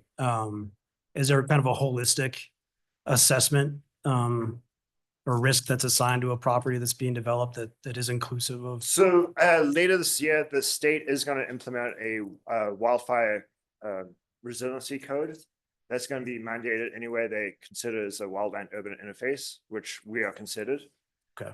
That's going to be looking at the landscaping requirements, those first 5 feet, looking at the siding, looking at the type of roof that you put on to try and stop that fire from getting within the structure. So that's forthcoming, and That's we will be forthcoming, looking at that. Okay. Yeah. Okay, thank you. Commissioner Connerton. Yeah, if my neighborhood goes, it's going.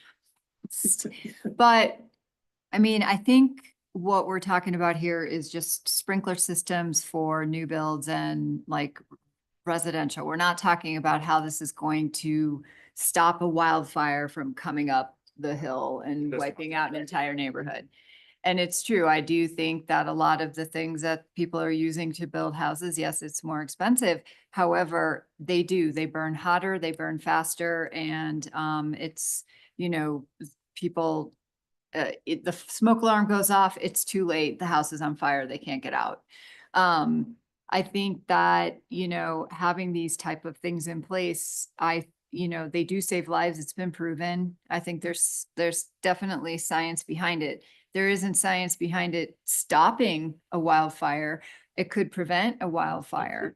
And it does, these type of things, it would be great to find some ways to maybe be creative and have some offsetting if it is a requirement, or some ways that we, the city could help people who are building these ADUs. I know there's incentives at the state as well for these type of like ADU and even new builds. It's kind of like buying an electric car. You get like things off.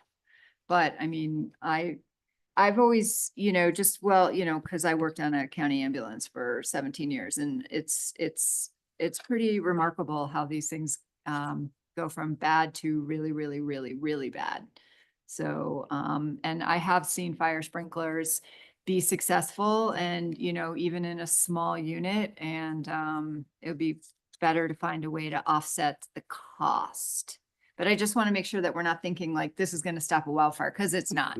It'll just like my whole neighborhood will go down. Like that's the end of it. If you saw my neighbor's roof, you'd understand. Okay. Commissioner White.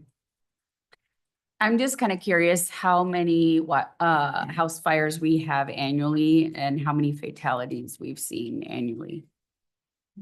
I would have to go pull the numbers. We haven't had a fatality in a couple of years now.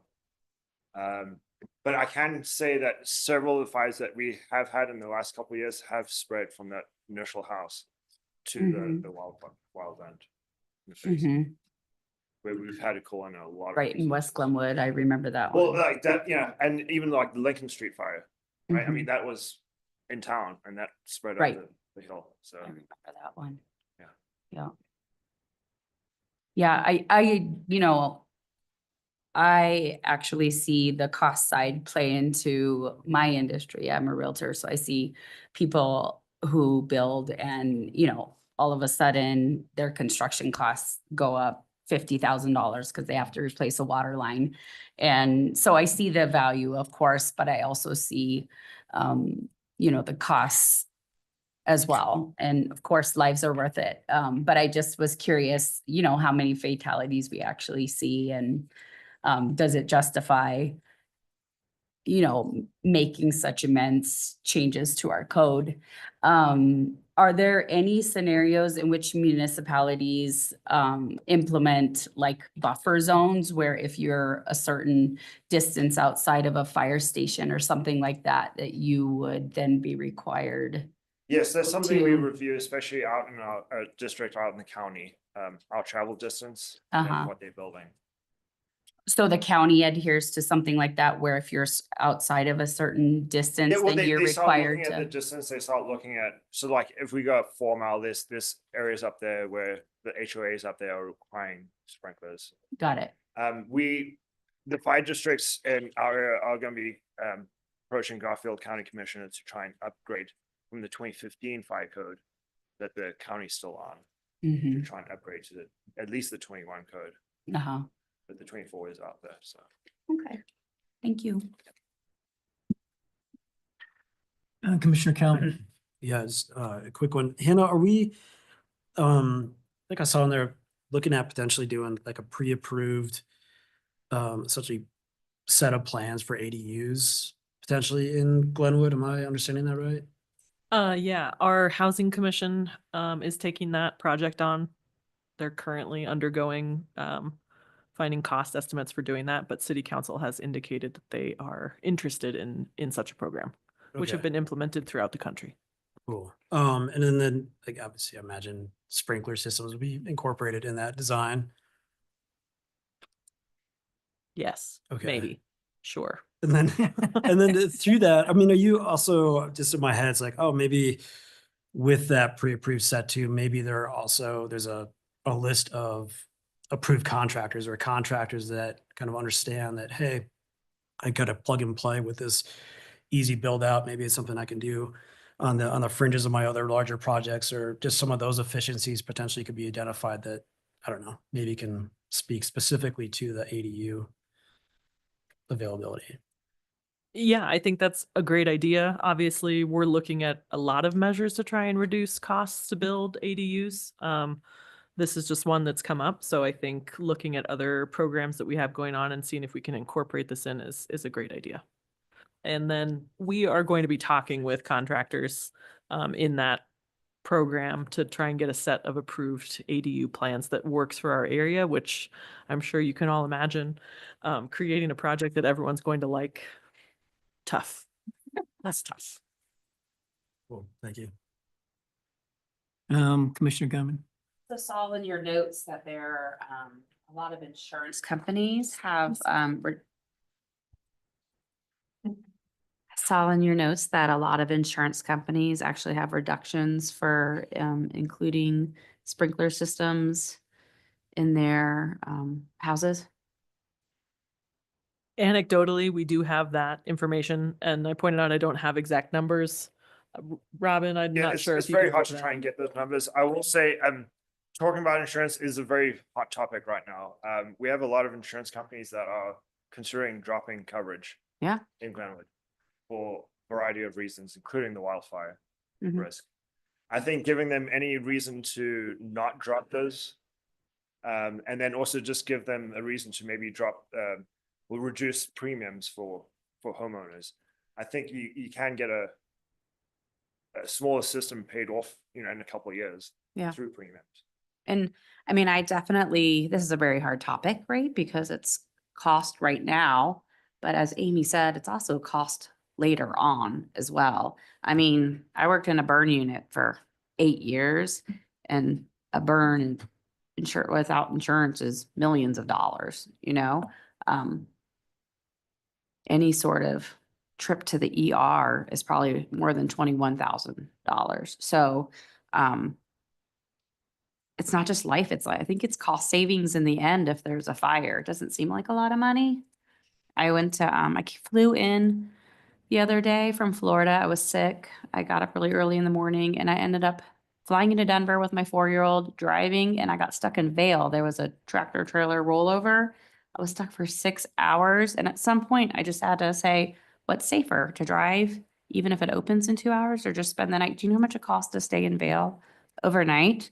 But then you start thinking about car accidents. I mean, I guess the whole point is it seems expensive, but when you look at the larger picture, not just human life, but how much it costs to get injured, I do think it's probably a cost reduction in the end, especially if your insurance company is going to keep you and give you a reduction.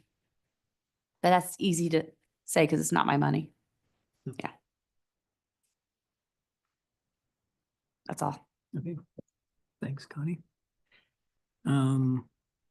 Yeah, so I would kind of agree with everybody as well. I mean, it's hard to argue the safety thing.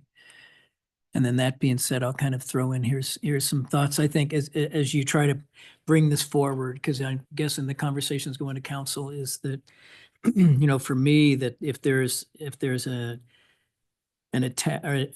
detached ADU, it seems like you would not need to sprinkle that.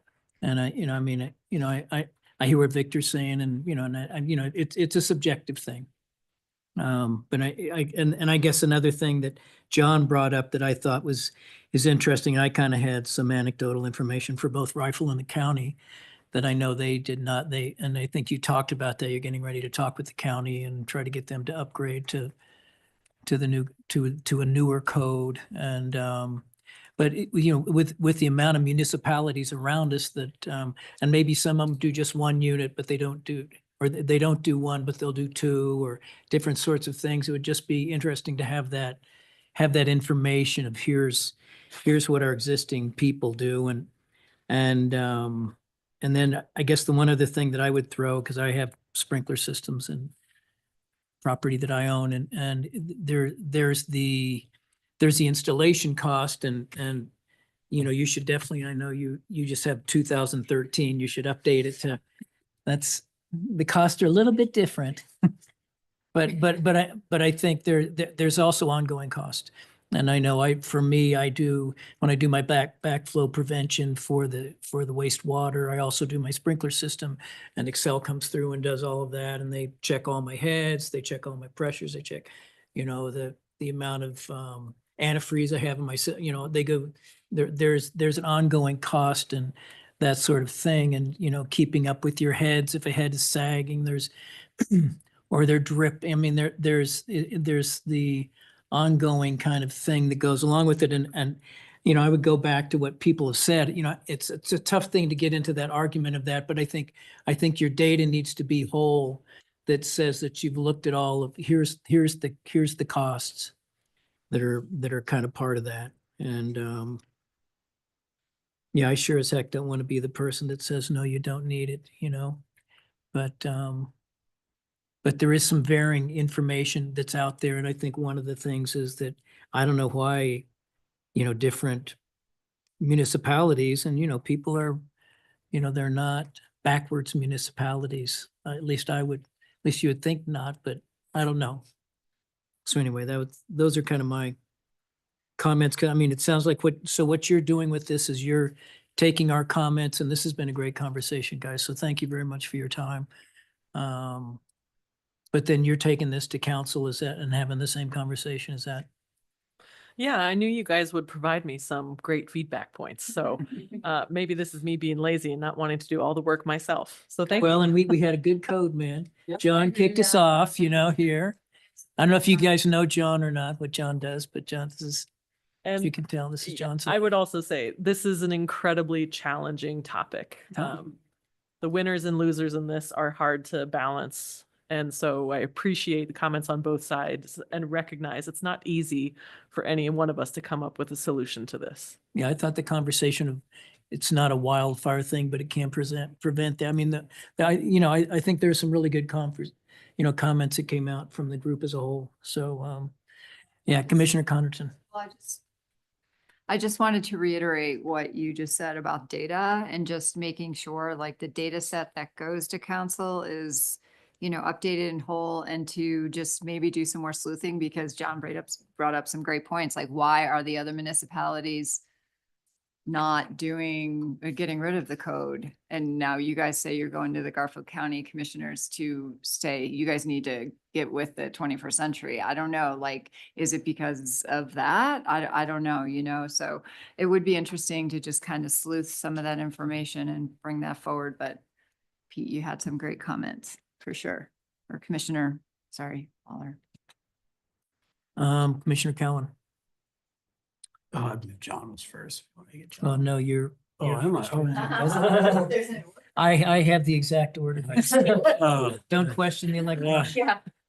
Wow. am I understanding that right? That the fire code specifically is forthcoming that will be informing a lot of this stuff?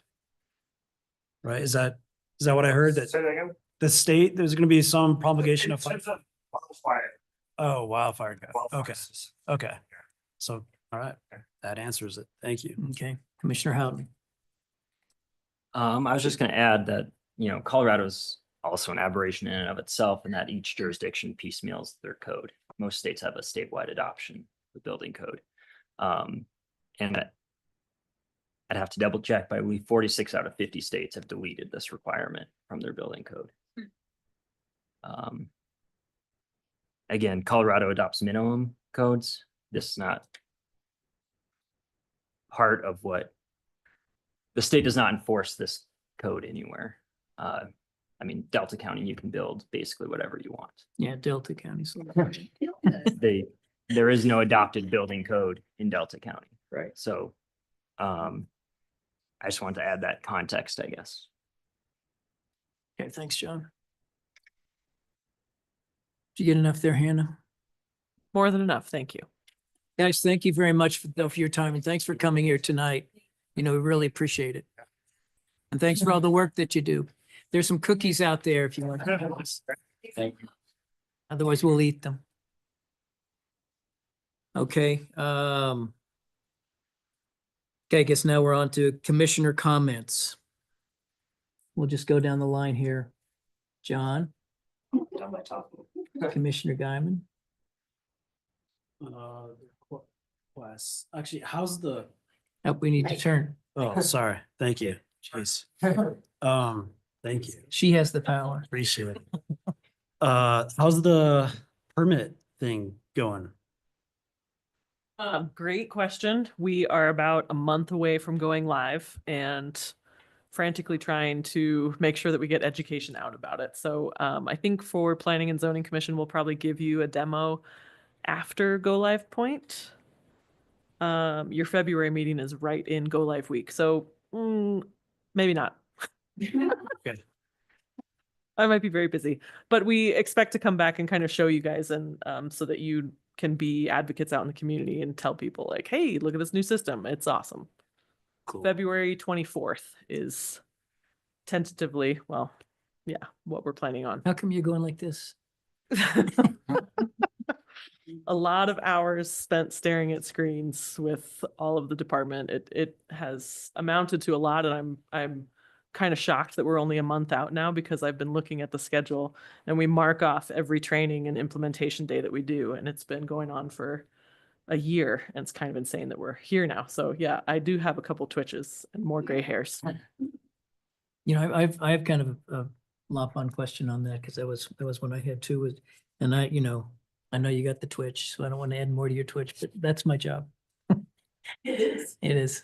You know, what, for me anyway, one thing that would be good, I would love to do a hands-on, not just sit here and look at this thing. And, you know, maybe because I was a contractor or whatever, but I would love to, you know, maybe if there's a training room that's, where there's systems or whatever, maybe we bring our laptops, but it would be, I would love to do an interactive kind of thing to, you know, and just, and maybe that's a subset, or maybe that's a few people from, I don't know. I'm just kind of tossing that out there with that little bit of space that you have to enter new things. But anyway, because I think it's really exciting, I guess.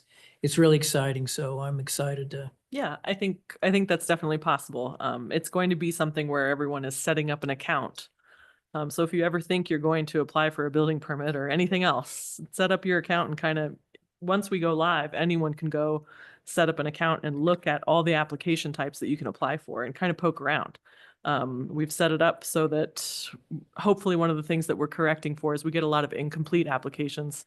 So you can go in and try to submit a very incomplete application for some theoretical Well, project. That would be and only a normal the application. system will just tell you, well, thank you for this, but there's a couple more items that you need. So you could just go in and play around, but we can certainly set that up. One more. Okay, go ahead. Cool. I asked that out of curiosity, but also sensitivity to your time. But something that, maybe I'm alone in this, but I would really appreciate like a high level overview of grants, subsidies, incentives for new or existing homeowners as it relates to, putting solar in or doing some kind of program that essentially kind of moves them closer to current code that exists in our community. So it's some kind of high level, like, hey, these are our green initiatives. These are our efficiency initiatives over here, or is that possible? Is that just a weird question, or is that? It's not a weird question. I'll be the first to tell you that I'm not the expert in those programs necessarily that are national and state. So it'd certainly take some time to I get guess that together. Yeah, I can narrow it and just Yeah. say really like Glenwood specific things that the cities, and if they don't exist, not then like- maybe that's a conversation. Well, But so, we have a new housing resource page that just went up. And so we focus on programs that we control, we fund. We're linking to more resources. So I can see things like that. On the energy side, we do have one of our senior planners that works on our energy and climate action plan that might have a little bit more information on that. But I don't think that there's a ton. okay. But I can certainly, I've heard So your it's true. feedback. Okay. Yeah, and it doesn't, and I'm not limited it to the really it's kind of everything, right? The housing side. What kinds of things do we do as a municipality to help people out in whatever context that may be? We could certainly focus on city programs. That would be much Yeah, easier. that's really Utilities has programs that they do out for rebates of energy efficient, what's the word I'm looking for? Like Appliances. Thank you. appliances, there are, I think actually like Clear right now has a listing of what's available in all of the various jurisdictions, but there is a part of that is Glenwood Springs, things like electrification, rebates both through the city as well as MEAN, our energy, primary energy provider, things like that. So kind of lists out some of that, but I think we Our could- turf program. We have a turf program. Yeah, and we also have, programs related to, you can get a smart controller for your irrigation system, things like that. I mean, there's a number of those things that are kind of all, it's a good point that they're all over in various departments of the city, but not any place probably consolidated to look at. Yeah, so if that wouldn't be it doesn't need to happen right now. We don't need to fire drill it necessarily. But yeah, I it'd just think be deflected debris. maybe a benefit to State right now. kind of have that. They're not coming back. She's coming back. Anyway, that's all I had. Thank Okay, you. thanks. Ms. White, I have nothing. Mr. Connerton. Thank you very much for your work, especially, we kind of reiterated the RAFTA thing. That was significantly better than last time. So thank you very much, y'all, for your work. Okay, Hannah. We do have an item coming to you for your February meeting date regarding zoning for psilocybin therapy wellness centers. Can we have are there interactive sessions for that one? Right. Joy, show them your pants. Switch around.